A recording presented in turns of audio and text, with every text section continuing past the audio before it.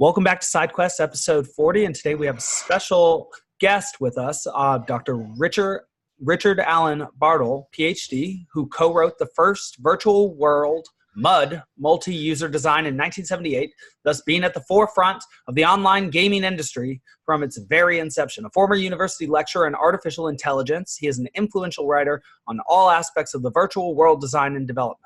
As an independent consultant, he has worked with almost every major online gaming company in the UK and the US over the past 20 years and more years now. And Richard lives with his wife, Gail, and two children, Jennifer and Madeline. I know this is an old book, so I don't know if that's changed, in a village just outside Colchester, England. He works in virtual worlds. And of course, you have a PhD from the University of Essex from 1988 in artificial intelligence. And you were telling us just before the show, you have read designing, or you wrote Designing Virtual Worlds, but since then you've written several other books as well. And so welcome. We welcome you heartily. Mr. Wes Schantz and I welcome you to the show, Rich. Hello, it's good to be here. Yes, I should just point out in the introduction, you said MUD stood for multi-user design. It stood for multi-user dungeon. I'm just saying that. Excuse me. Oh, no, it's all right. You're probably reading because it's the book was called Designing Virtual Worlds. So the word design was hanging around in your head there. Yeah, I mean, I was going to call it The Design of Virtual Worlds, but the publisher said no book with "the" in the title ever sells. And I said, what about the Bible? And they said, no, that doesn't count. So they renamed it Designing Virtual Worlds, and that's what it's called now.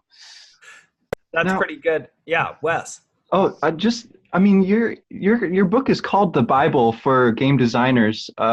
Since you bring that up, how do you feel it stacks up now that it's been out for quite a while and been used by a lot of courses and things? Are there parts of it that you'd like to revisit, or do you think that it still sort of serves as a good introduction to the world of designing?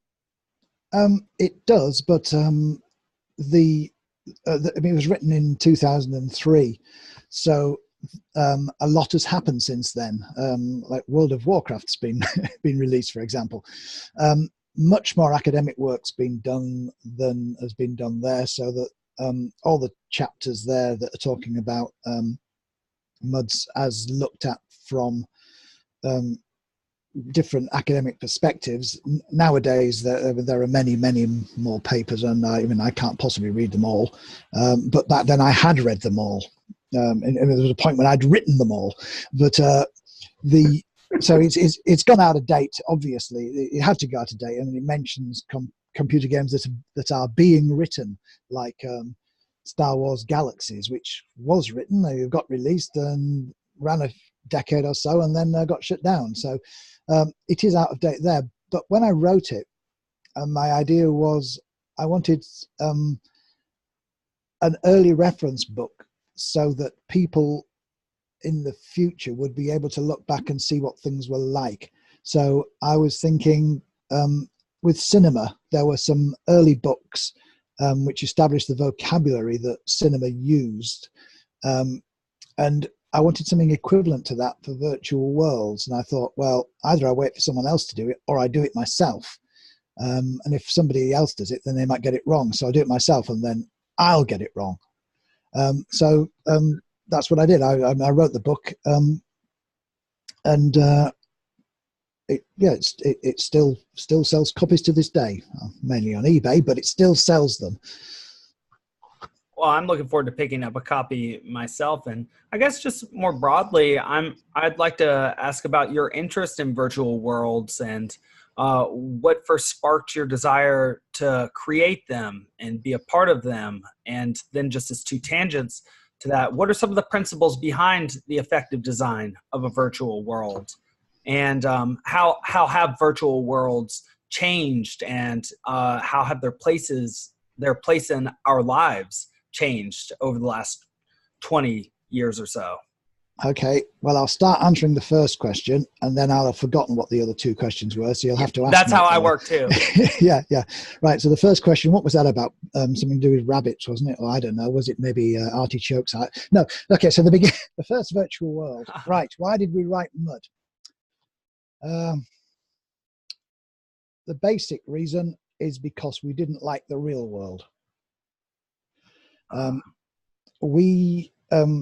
It wasn't just me, it was me and Roy Trubshaw, who was older than me by a year at the University of Essex. So he started off all the coding, and I joined in after a couple of weeks, doing content and things. My background's in games. I'd written games, played games the whole time. I'd even got games published when I went to university in 1978. So I knew about games, and Roy knew more about programming than me because he'd been programming for longer. But I mean, my background is I come from a small town on the east coast of Yorkshire in England, and it's remote. There's nothing there. Like, you have to drive an hour to get to the railway station, nearest railway station, which in America doesn't sound a lot, but in Britain that's a lot. There's nothing there. There's the sea to look out onto, but it was a poor town, like most coastal towns in the UK, and the poor people there. And there was no prospects, nothing. It wasn't a very good environment for the future. It was, I mean, when we were kids, you don't know any different. You think it's great, you know. We enjoyed playing in the sea and all this sort of stuff. But when you get older, and you think, well, what am I going to do with my life? There's no jobs here. I mean, my summer job was calling bingo in an amusement arcade, and I was lucky to get that. So from there, I wanted to go to university, but people from our school never went to university. It just wasn't done. In my year, there was a push to get us to go to university, and I wanted to go. The thing is, though, if you want to go to university and you don't go to a good school, then it's very hard to get to university. It was back then. I mean, about 1 in 7 of the population went to university, and we weren't told things that we should have been told, like how to answer examination questions. If someone asks you an examination question, you know, what's the integral between whatever and whatever and whatever, and you just give the answer pi by 2 because you've worked it out in your head. We thought, whoa, we're going to get more marks for that because we've just written the answer down, having worked it out in our head. But no, there were 6 marks available. You got 1 for the right answer, and you didn't get 5 for the writing down how you worked it out, which you should have done. We didn't know any of that stuff, and because of that, even though some of us were really smart, it was very unusual to get to university. But I was exceptionally smart and did manage to get to university despite all of that, to study computer science, because the country needed engineers, and they were prepared to allow a few of the newer universities to teach computer science because we actually needed some. Middle-class people didn't send their children to study computer science. They sent them to study economics or literature or politics, or if they were stupid enough that they couldn't do anything else, then sociology. Computer science was a thing that they reluctantly allowed some poor people to do because we needed engineers, and no one wants to be an engineer because we're not engineers. What they do, they drive trains and climb telegraph poles. So some of us got to university despite the fact that people with our backgrounds weren't supposed to get to university. There were some other people doing computer science who were really interested in it and did it in defiance of their parents, because their parents wanted them to be lawyers or something, and saying, no, I want to be a computer scientist. So most of us were there because we were very smart and were interested in making the world a better place through creativity, essentially. Logic and creativity was what you needed to be a computer scientist. And we were treated as the lowest of the low in the university. No, everybody looked down on us, and that's a situation that continued until the psychology department opened. And we were just the lowest. Nobody. we were regarded with pity by other people. Oh, you do computer science? Oh, yeah. Oh, that's nice. Yeah, yeah. Oh, me? No. I'm doing history of art. Oh, right, okay. And we didn't like this. We couldn't speak to girls, except the ones who did computer science, but they weren't girls; they were people. So if you wanted to speak to girls, you couldn't. You speak. As soon as I found out what you were doing, then okay, well, goodbye.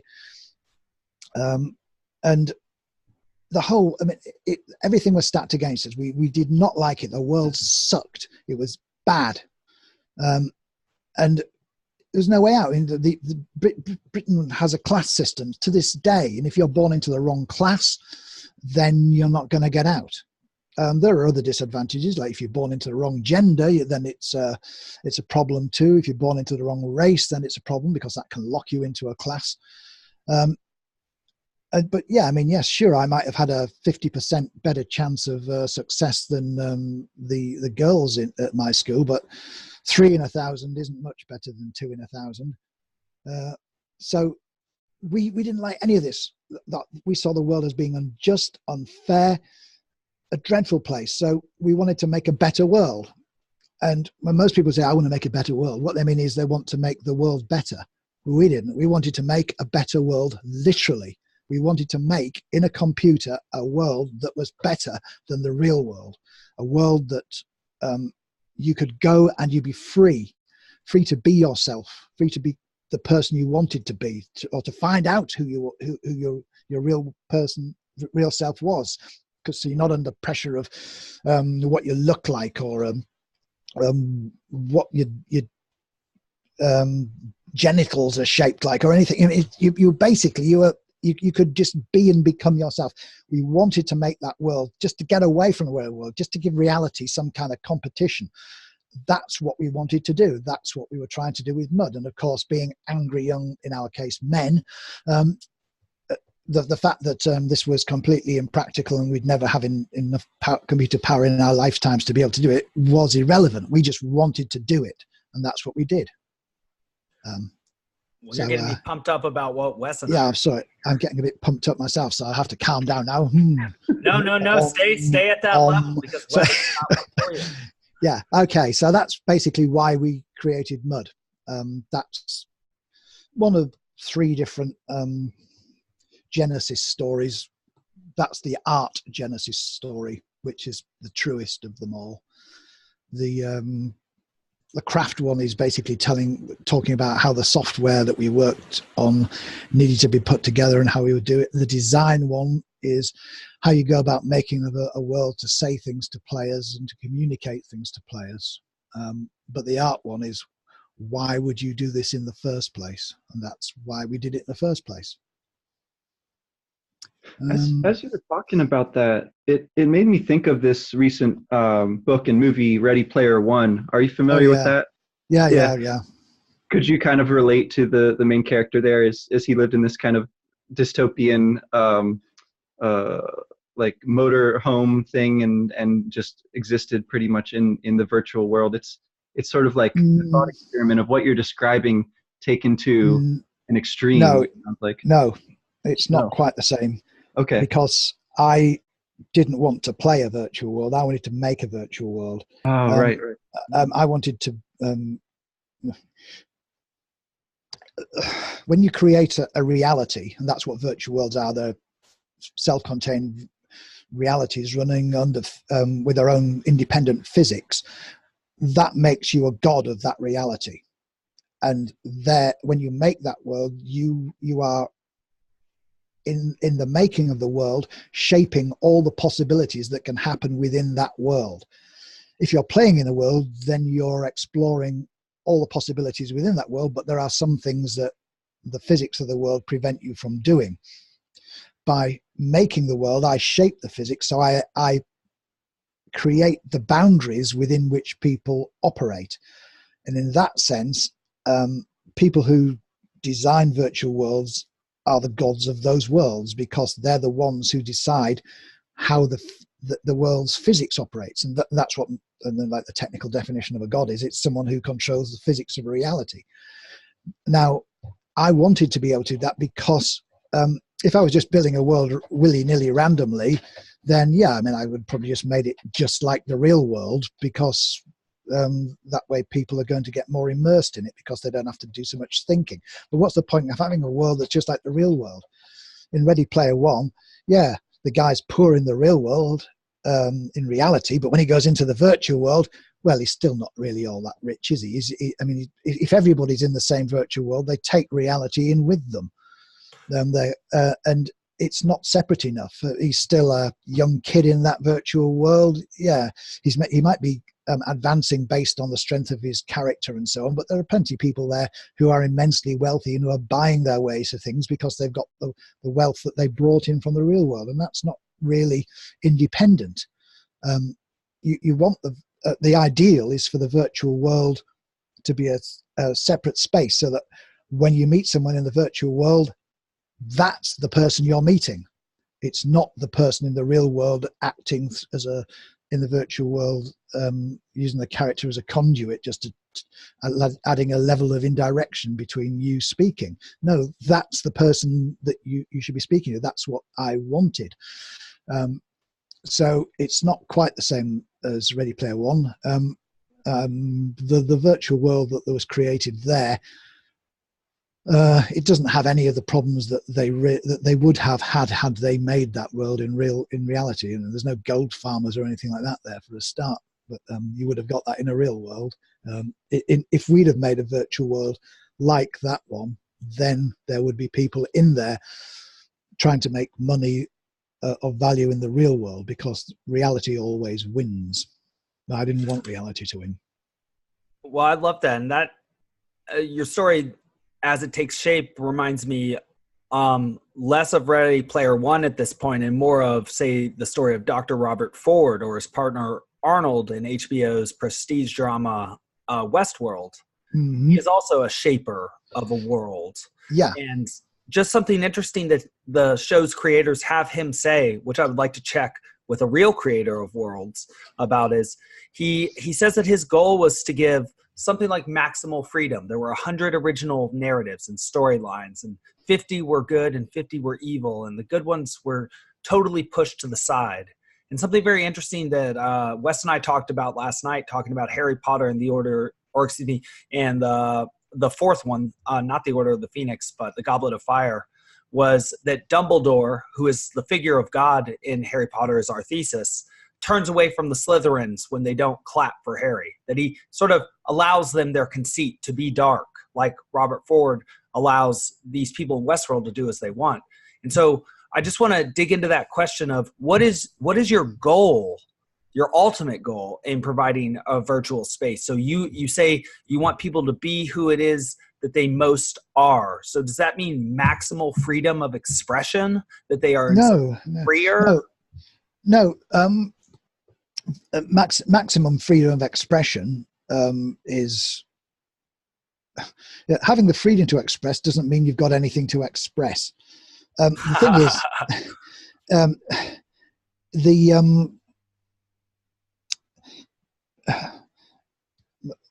is, it's to do with identity. Who are you? Who are you really? And yeah, who are you? Well, yeah, it's just Richard A. Bartle, Professor of Computer Game Design, University of Essex, PhD, BSc, Fellow of the Royal Society of Arts, Fellow of British Computer Society, Fellow of Higher Education. Oh, all these different things. Yeah, that's a label. But who am I? Well, there's the me who's currently talking to you, who's kind of like a pompous academic, telling you things that if you were students, which isn't really a good thing. Then there's me, who's the father, who's bossing my kids around, telling them to do things that really they knew anyway, and I know they know, but I'm just trying to reinforce it in case they forget. And then there's me, who's the son, who's trying to avoid having to do stuff my mum tells me to do. There's me, the educator at university. There's me, the researcher. There's all these different me's, but who's the real me? And the psychologists say, well, identity is a construction, and it's all just different ways of trying to of your consciousness trying to justify yourself. But that's not how I think it is. I think that there is a core entity, a core being. There is something about you, each individual, which is that individual, encapsulates it, and there's a core being, and that is who you are. The problem is, how do you find out who you are? Because you've got to explore, and to explore you've got to take risks, and if you take risks in reality, then they bounce back at you, and you make a mistake, and that's it. I mean, one of these days I'll have made some joke to my students, they'll have recorded, well, the whole lectures are recorded, they'll just pick that recording out, put it online, and before I know it, I've lost my job, for all I know. There's so many things that are taken out of context, but really that people have a sense of identity. They have a sense that somewhere there is who they really are, and they can be who they are. And you might define it in terms of academic qualifications, or how many goods you own, how much wealth you have, or how many children you have, or how many friends you have. But these are just ways around it. They're just different lenses of looking at it, where people they're defining themselves. Yes, you define yourself in terms of, I don't know, your sexuality, your gender, your race, if that was a thing. There's all ways you can define it in terms of, but they're really just angles that are coming in on the same thing, the core, who am I? These are things that may have shaped you, but they're not who you are. Who are you? And when you go into a virtual world, you can make your stupid racist jokes and find out what the consequences of it are, and then whoops, oh, that was bad, I'm not doing that again, and come back again as a new character, reinvent yourself. And as you play, you come to your character that you're playing changes, because you're treated in different ways by the other people playing. So there's validation and there's negative validation. And as you're playing, you're able to look at yourself as others see you. And that's not an opportunity you have in the real world, but it is one you get in virtual worlds. You can see yourself as others see you. You can adjust your real self to match your virtual self, and your virtual self to match your real self. And as you play more and more, the two become together until eventually they're the same. You are your character. Your character is you, and that's you in the virtual world. That's not a character you're playing. That's you in that world. And at that point, that's when you're immersed in the world, because that's you've got an identity. Now, could just be hill climbing. You might have just found a local maximum. There might be a deeper one, that if you play a different game with a different set of starting conditions, it goes up a different hill and it finds another version of you which is truer to the real you. But that sense of identity, of who you are, the freedom to be yourself, is what everybody wants. I mean, everybody wants that they want sovereignty over their own life.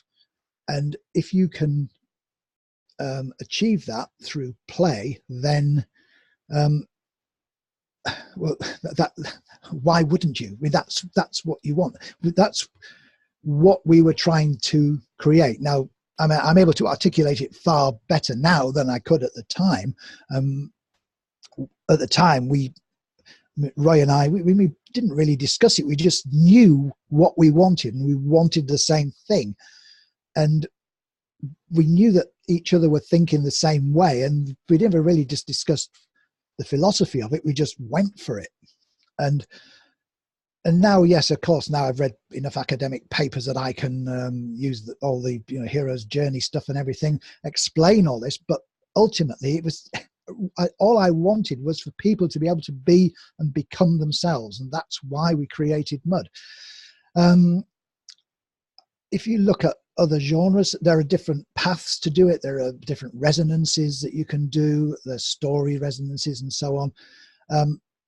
But the only one that there are two ways to self-actualize. Well, three, I suppose. One of them is some kind of religious teaching, sitting and meditating, emptying your mind and until there's nothing left. that wouldn't work for me. I can't empty my mind. My mind is who I am. I don't want to become a nothing in order to find out I'm a something. That's useless to me, but it works for some people. Another way is to be shot at, really. So when you're forced to act because your life is in real and present danger, then that's a good way to find out who you are, who your friends are. The problem with that is that if you get shot at, you might actually get shot. So all these people coming back from wars, yeah, some of them will have self-actualized through that. Another whole bunch would have failed to do it because they got killed and they never came back. Some will come back with mental health problems caused by the stresses of trying to survive. So those have got dangers. But in a virtual world, those dangers aren't there, because if anything terrible happens, if you do anything dreadful or things go terribly wrong, you just quit and start again. But you can't do that in real life. If you quit reality, you're not coming back. So virtual worlds are like the first time that people have ever in all of humanity been able to create themselves, to realize their dreams, as in to make their dreams real. That's what virtual worlds let you do that nothing else does, unless it's going to be you end up doing nothing, or you end up risking your life. So that's an interesting framework to think about kind of what's going on when you're in one of these games. You're sort of experiencing something which in real life would be tremendously dangerous, but which is just play within the game, right? And as you describe sort of creating the game and setting those parameters, I'm brought back to that word dungeon, like the idea that it's a dungeon and that sort of has those overtones of like mythic, adventures and Tolkien worlds and things. How do you feel like that compares to a world, I don't know, something that's more like super, space, science fiction-y kind of world? Does it have to be something like that, or could it be a world that looks kind of like the real world that you're? Well, it could do, yeah. So the dungeon, that's nothing to do with actual dungeons. The reason it was called multi-user dungeon is because Roy was trying to think of a name that would express to people who didn't know what MUD was what it was, and it was like a multi-user text adventure game. But at the time, the text adventures didn't have a name.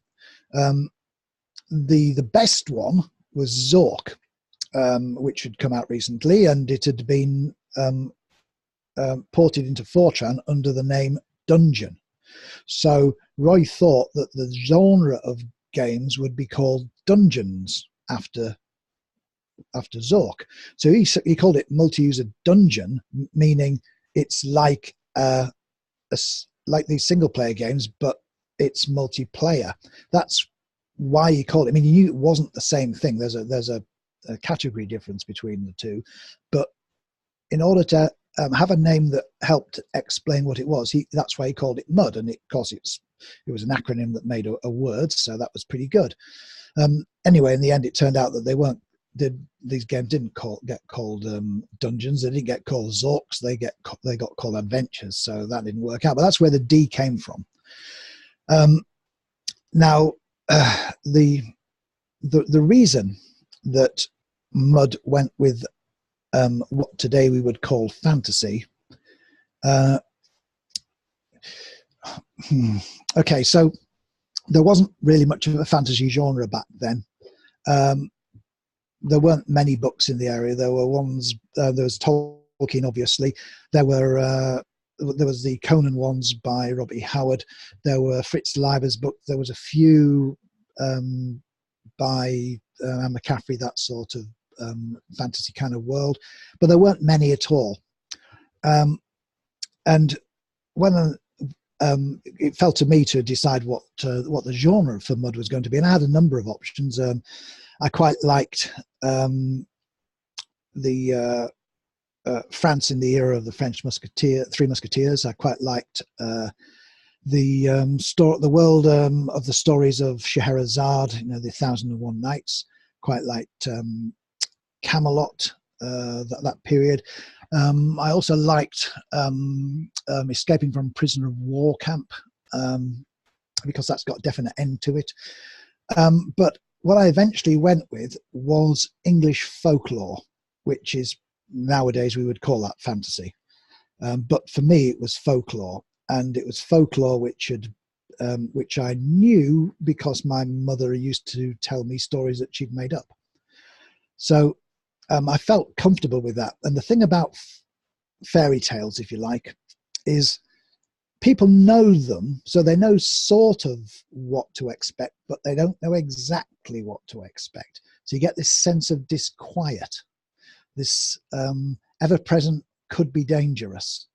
So when you're playing the game, yeah, you see something which you recognize out of English folklore, whether it's some kind of, maybe a dwarf or something like that, although that's more Nordic, but or dragons, which I suppose are more Welsh.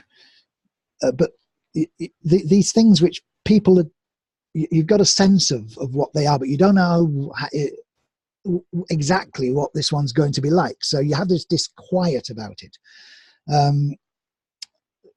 Animated dead and so on, skeletons that come to life, that sort of stuff.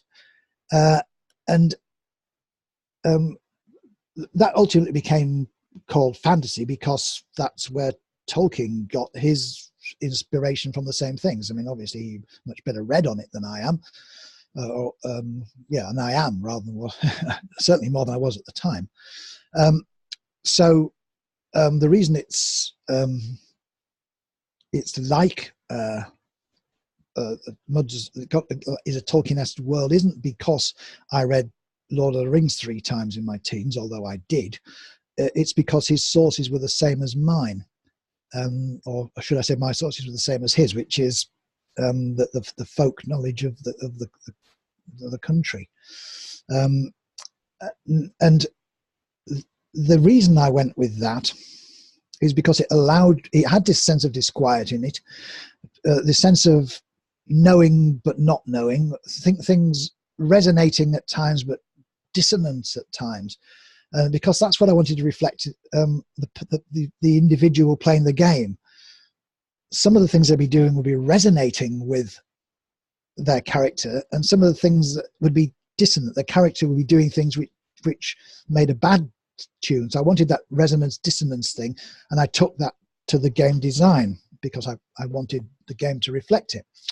And I used time as a metaphor for danger, because I realized that you can't just plonk something in the game and players are expected to know that's really deadly, don't go near it. So I made it that the older things were, so the more distant from the present, the more dangerous they were. So when you started to play the game, you started off in a woodcutter's cottage, and it was like 1930s, something like that. And as you went further away, you might find like a forest, which is, forests, they can be any age really. The river running through it. Rivers always mean time, passage of time. Then you get to there's a tin mine. So tin mine, like 1700s and so on. The further down you go, that's where it starts getting older. It's not being cut so much as it's being carved. That's where all the dwarfs live, and of course they live in something which is much older than the regular tin mine thing. Then out to sea there would be an island with a wrecked galleon on it, so we're going back to the 1500s there. And if you go further out to sea, you get to an island, there's a ring of stones on it, so that's like really Druidic times. You know that that's going to be dangerous because it's so old. But I never told the players that. I never said age is a metaphor for danger. I just made it that it was. So whenever I was adding something, I was thinking, should I what period is this going to be in? who's going to find it? How am I going to flag it so that the era is it matches the danger? So, and when I added content to the east of the original land, and it starts off with this, there's a pub there, an inn there, which is probably late 1800s kind of time. So it's not that dangerous, but there are some dangers there. Then you go up and someone else wrote for me, because we were running the game commercially at that point. He wrote an Italian house, and that's probably another sort of 1700s rather than Renaissance. And it's not really dangerous, but it things around it are dangerous. And then when you start getting to the really dangerous areas, it's things like a pagoda and ruined religious buildings and things. And anything that's a ruin, it's going to be old. So yeah, I don't want to go in there. Now these were design decisions that I made because of what I wanted to say to the players, and that's what what you do when you're designing. It's not a case of people playing a game and all you do is make the mechanics so they have fun. Well, sadly, that is actually the case most of the times, because designers don't seem to realize what they can do. When an author writes a story, they don't just write a story as an action-packed adventure with no subtext at all. Well, I suppose they might nowadays with Kindle Direct and stuff. But what literary authors are trying to do is to say something to their reader. They're trying to express some concept or some belief or make some comment about the real world or some comment about the art of writing stories. They're trying to make that communicate to their readers through the story. Now, game designers do the same thing. Good ones. They could do anything. I mean, why am I a game designer? Why don't I write stories? Why don't I do interpretive dance? Why don't I sing operas? Why don't I do any of these other things I could do? I mean, if I really wanted to change the real world for the better, why am I not driving trucks to bring aid to people in Yemen? And the thing is that for game designers, game design is their medium of artistic expression.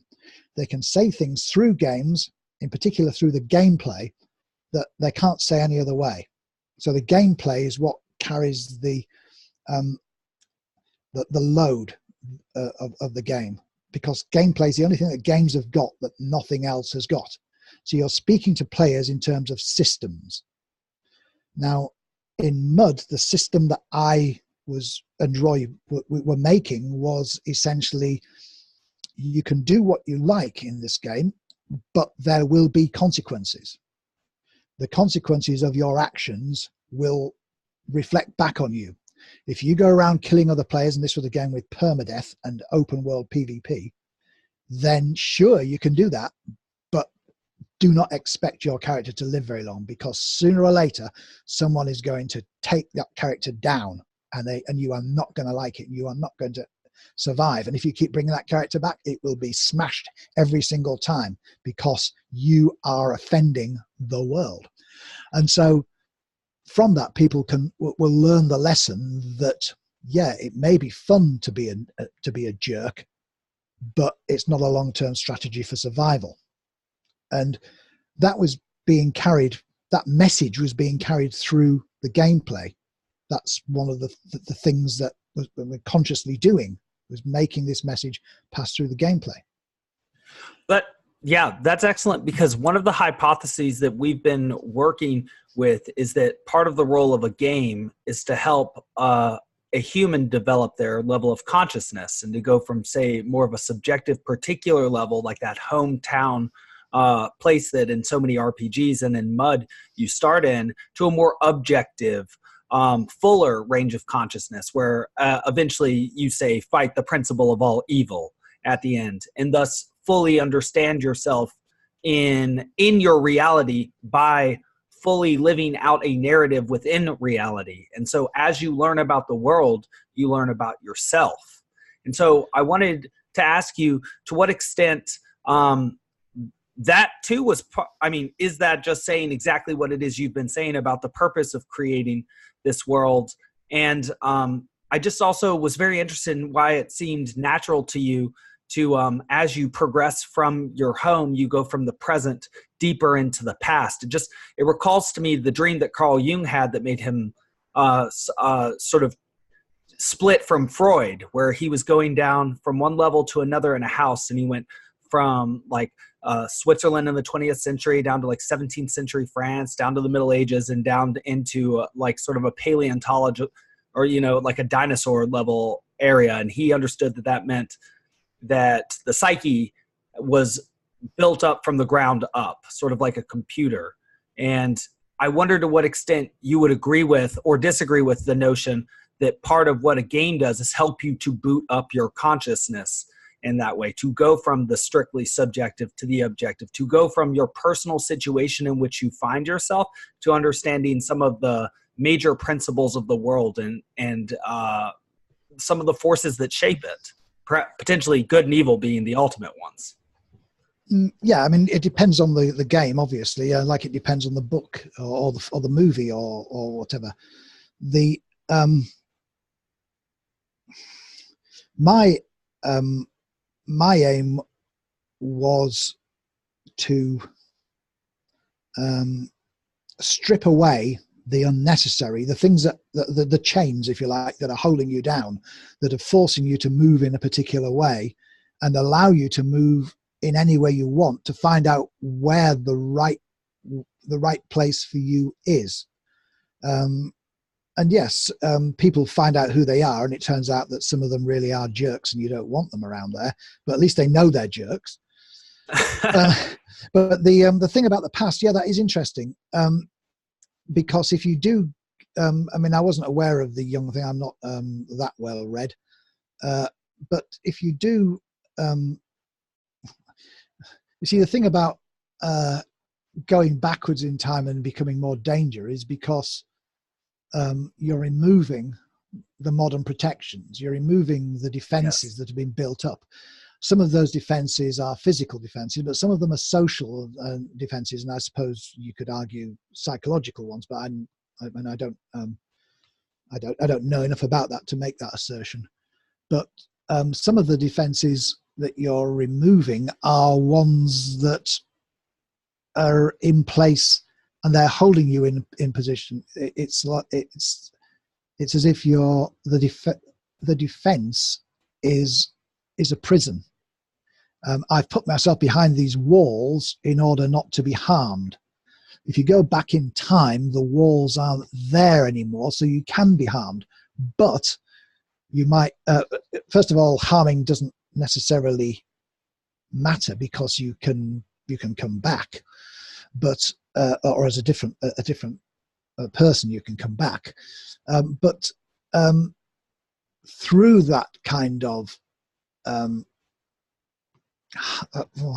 struggle to use the word harm. Through that kind of attack, you can you get a better sense of who you are. You are no longer protected by some code of conduct. You're protected by your own sense of morality, or your own sense of right, or your own sense of justice and injustice. So those are the things that start to kick in when you've no longer got the protection of the law or the church or whatever. And I was aware that when you go back in time, you are stripping away protections and stripping away contexts to leave more primitive contexts. I wasn't considering that from a psychological perspective, stripping away the skin of each layer of the onion until what you got left is nothing in the middle. Well, no, I'm not postmodernist in that. I think there is something in the middle. But yeah, I mean, it's an interesting point. I wouldn't disagree with it. And to that point as well, it seems like that's part of what's so important about continually creating new worlds as well, because like once a world is in place for a while, then it too becomes one of those older, more dangerous places in a way, right? It's like the threshold for entering into that world seems to be raised a bit as people maybe are less familiar with the kinds of folk tales and stories and things than you were when you made it, right? They would create a world which would be more reflective of their sort of immediate environment as a place to sort of enter into before beginning to like progress back Well, into more dangerous. yeah. Yeah. If they're self-aware as an artist, then yes. If they're not, then they may just do it because they just like science fiction, or they just like mech warriors or something. You know, they just like superheroes. That may be all they need. And in creating the world, that may be how they come to understand why they like mech warriors, why they want to create a world in which people are protected by an almighty powerful shell because they're vulnerable inside, or why people need to have superpowers. Are they superpowers in the sense of the real world needs a god to keep it, or is it in the sense of in the real world everybody needs to realize that they're a god? I mean, which one is it? Why are you creating it? Where's the dialectic? What are you trying to argue? So yes, if I were creating a world today, then would I go with the folklore? Well, probably not, because today most people's experiences have been through the media, and the media hasn't been fairy stories as it would be in a while ago. The media is computer games. So things that the tropes that people understand are tropes from games. And so today you might be creating a world which would, instead of drawing on folk tales, would be drawing on, it would probably be drawing on threads of story threads, little pieces of story, little vignettes which are strung together, like falling from the sky, little pieces. And because you see them so often, but they're all disconnected, but they're all the same. In this game here, it's the same as that game there, but they've just reskinned it. And so you've got all the patterns. And what I'd be saying, if I was trying to make a game today as an 18-year-old, like I was back then, I'd be trying to say, recognize things, see what things are for themselves, understand them. Because if you can recognize the world, then you can, and recognize patterns in the world, then you can come to understand them. You can analyze them, you can think about them, and you can reflect on them. And then you can look at the patterns in your own thoughts. Why am I thinking these same things that I always think? Why am I not thinking something else? Is it just habit, or is it actually the right things to be thinking? Am I doing it because I don't want to get called out by, I don't know, left-wing or right-wing politicians? Am I doing it for an easy life, or is it because I really actually believe this? And is the logic behind it something I invest in, or is it just something that I feel I should do to signal virtues? So this is the kind of thing I would be doing if I were an 18-year-old today with the capacity to make a virtual world. But I'm not, so I can't. Right. And so you make me want to ask what I think is sort of a bombshell of a question. One part of this I think will be a kind part. One part I think will be a difficult part. Yeah. But so you said earlier that part of what you do when you play is you learn who you are. So I want to ask, what do you learn then by designing one of these games that you don't learn by playing, or do you learn the same thing? And then I want to sort of ask you this question, because I feel like, this is a great conversation. You're very interesting, smart, and funny. And I have to say, especially at this time in the morning, I really appreciate how funny it's the afternoon for me. Yeah. And that's so often the case, because we're over here on the west coast of America, and you're, of course, in Britain or England, however is best to say it. Well, in any case, so we often like to say that the world is unfair, and we either attribute that to economic causes or theological causes. Even as you were saying about Britain, there's a class system that you can be born into, and that doesn't necessarily mean that things are fair. And people can make even the same claim about, say, people even say, how can God be fair? Like, you look at the Old Testament, you look at the book of Job, and people are often like, how is this a fair situation? And so I want to put that question to you as sort of a designer of a world. are you fairer or less fair than the world in which we currently live, this sort of physical world that we've defined it as? But, and just as a caveat to that question, or a limitation to it, if this world in which we live is based on fixed laws, can you be fairer than reality? Because that does seem like it's the goal, but is it possible? Okay. So your first question was, how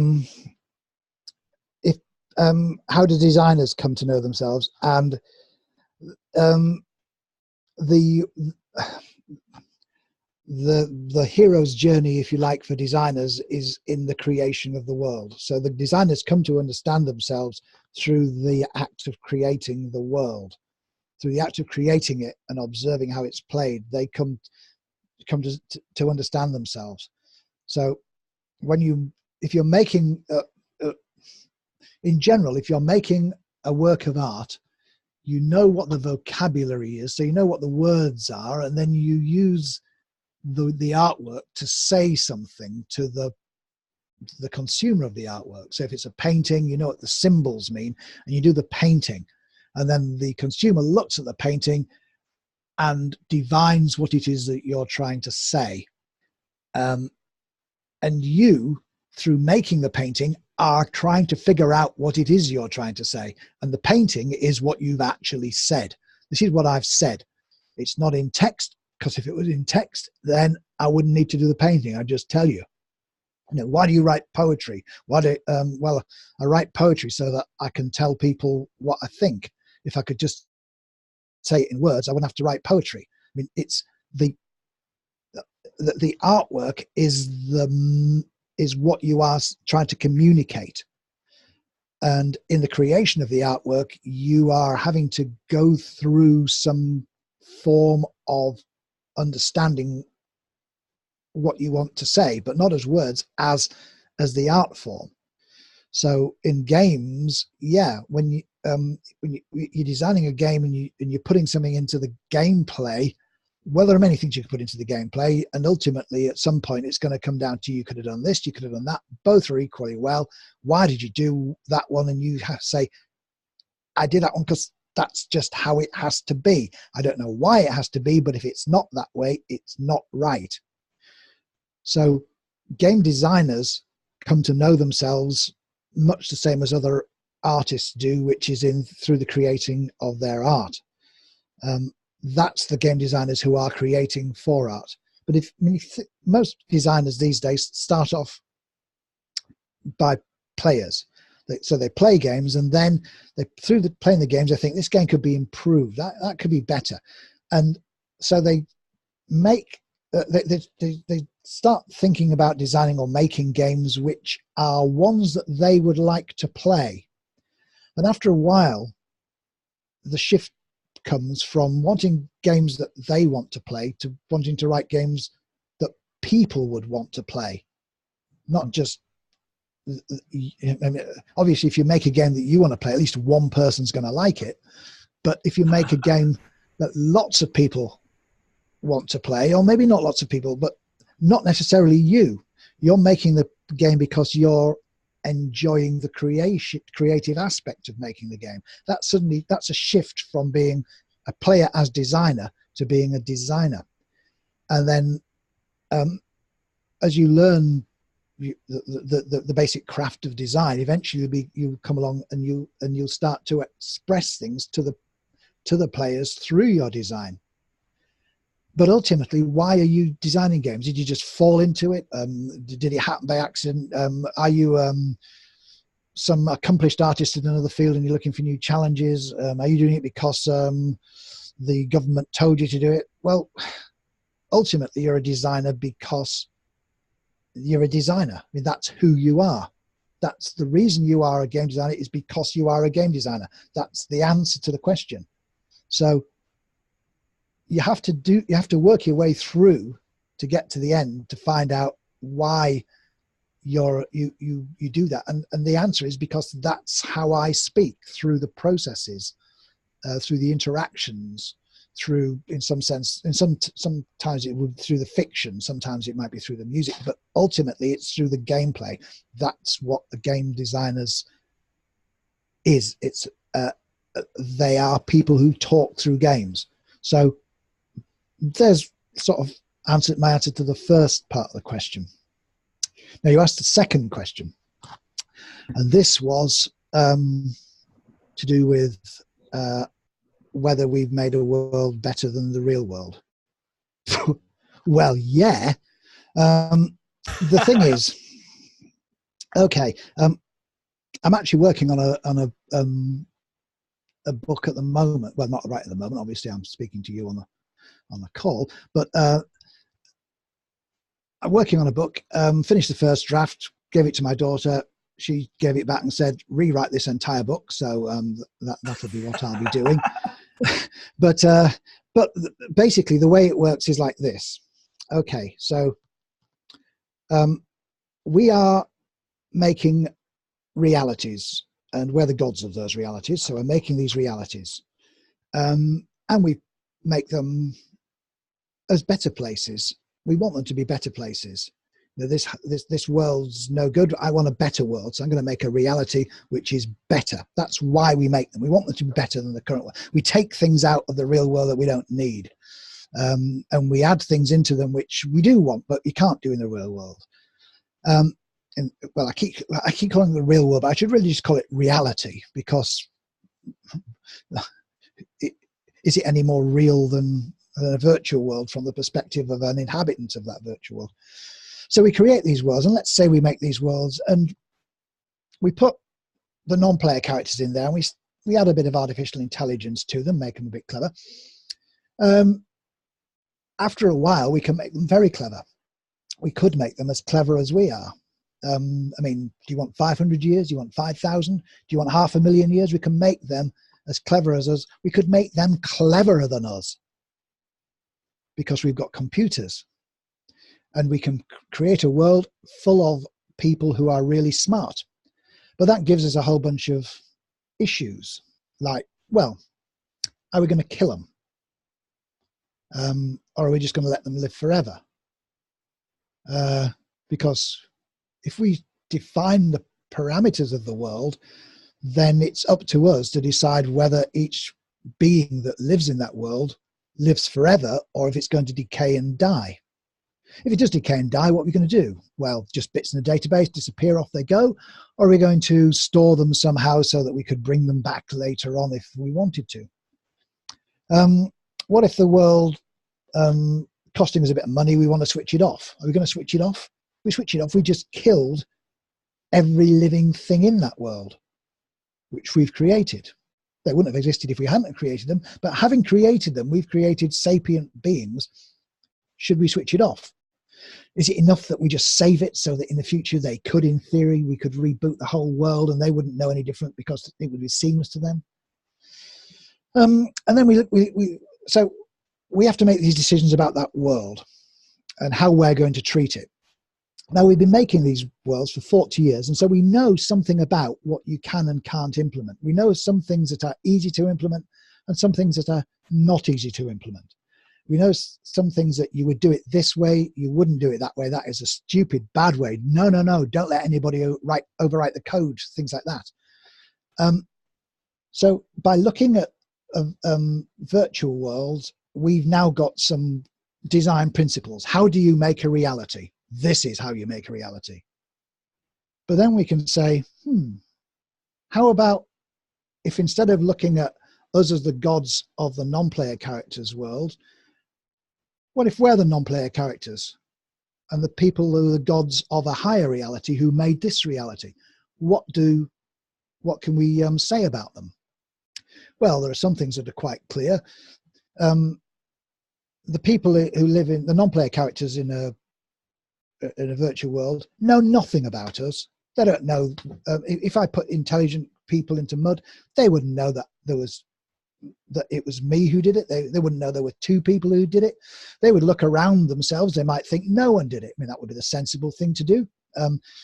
There's no evidence that anybody's made anything. If they did start to speculate on whoever did something, then they might look at the world and say, well, this is pretty bad. And they might think that we were evil people because we put in all these creatures to cause them distress.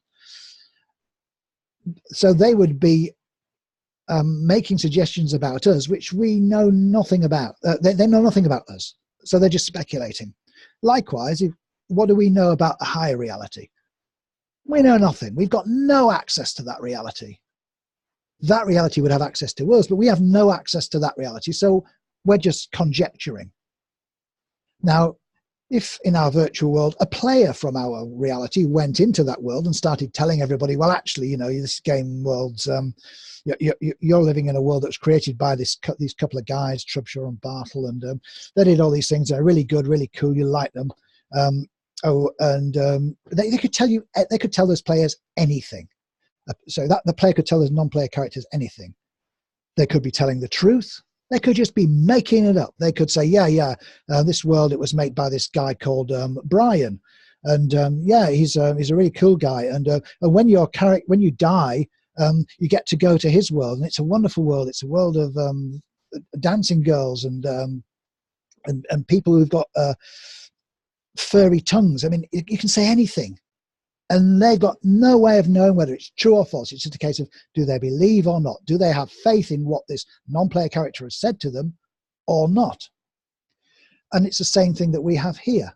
We have no access to a high reality. Now, the thing is, if we wanted to, we could actually give individual characters in our virtual world access to reality, because we could build a robot in reality, and then we could attach the non-player character's AI to that robot, and then suddenly, whoa, they're in reality. At least their consciousness is in reality. So they can move around, do all sorts of things. They could even go and press the button that switched off their own world. Be a bad move, but they could do that. So that sort of thing's possible, but that's not the sort of thing that ever seems to have happened. Well, I say it's not happened, but if you listen to all people's thoughts about what might have been or what is the higher reality, many of them do that.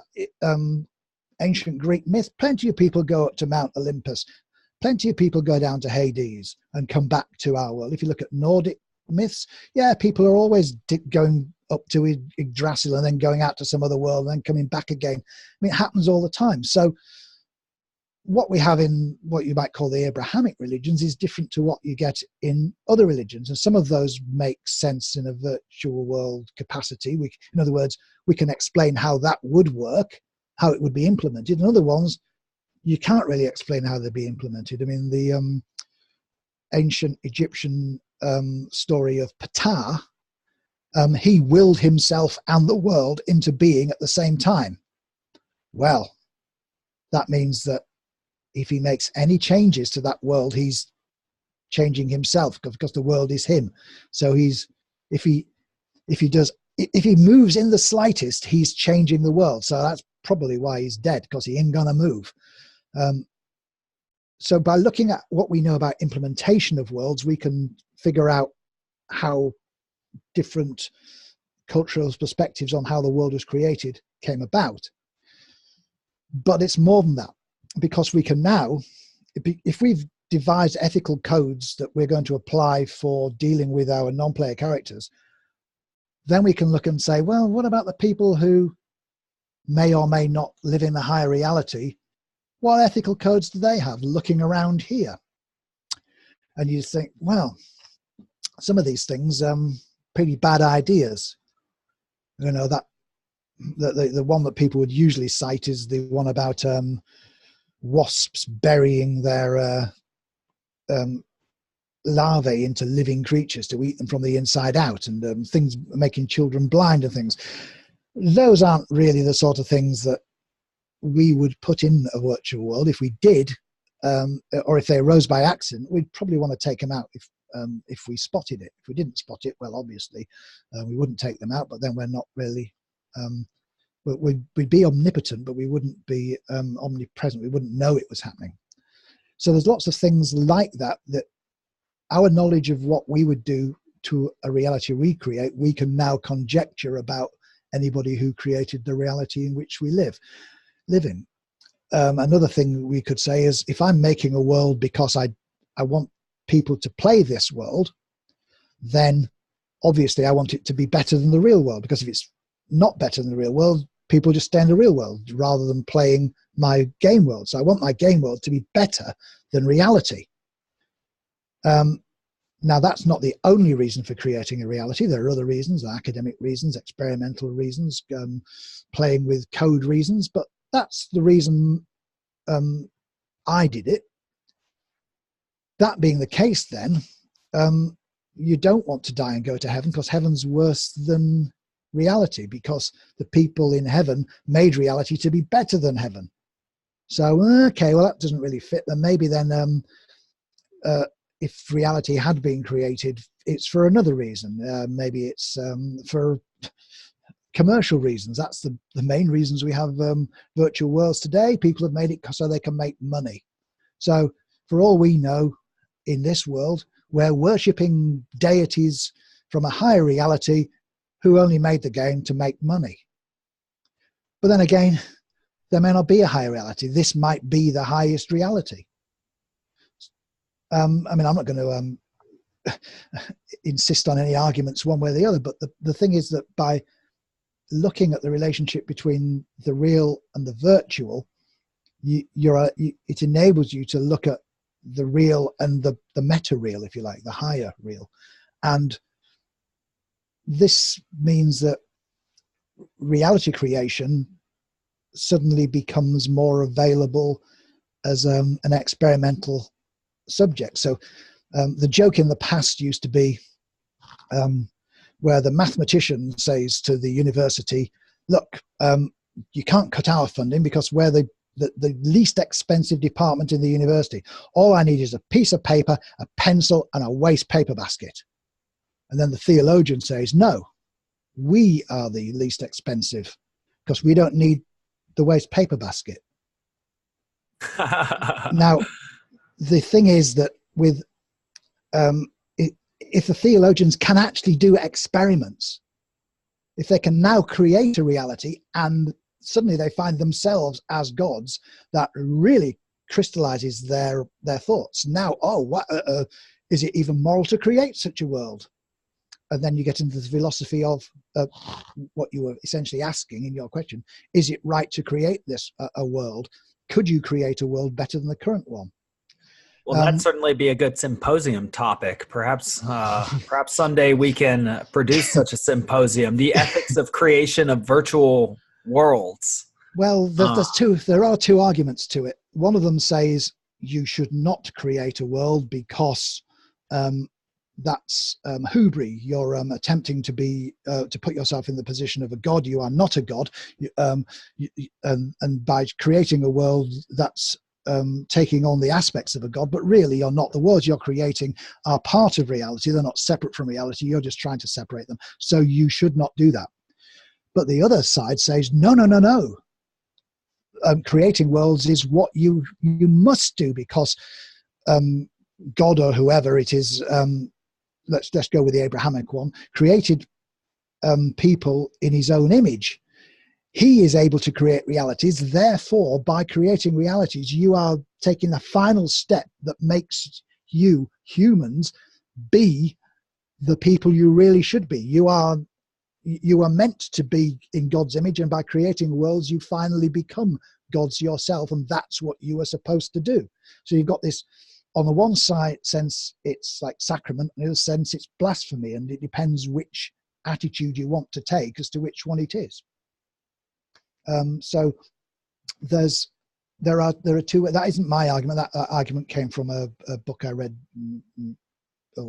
15 years ago. But it is a point. I mean, it's one or the other. Either you're by creating worlds you're playing God, or you are playing God. But the question is that what God wanted you to do or not? And if that's assuming there is a God.